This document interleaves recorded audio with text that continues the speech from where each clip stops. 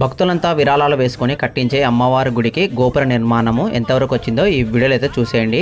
ఈ గోపురము దాదాపుగా 9 అడుగుల ఎత్తు వరకు అయితే ఉంటుంది. ఇప్పుడు ఫినిషింగ్ స్టేజ్ లో ఉంది కాబట్టి కొద్దిగా పూజా సామాగ్రి తెచ్చి పూజ చేయడం జరిగింది. పూజా సామాగ్రిని అయితే ఇందులో వేయడం జరిగింది. ఒకసారి చూసేయండి, దాదాపుగా 9 అడుగుల లోతు వరకు అయితే ఉంటుంది లోపల. ఇక మనం గోపురం బయట నుంచి చూసామంటే ఇక్కడ కనపడుతుంది కదండి, ఇది వచ్చేసి నీళ్ల పైపు ఇనుపది. ఇది ఎందుకు పెట్టించామంటే గోపురం పైన కలశం పెట్టామంటే ఆ కలశం మీద లైట్ వెలగాలనే ఉద్దేశంతో ఈ పైప్ అయితే పెట్టడం జరిగింది.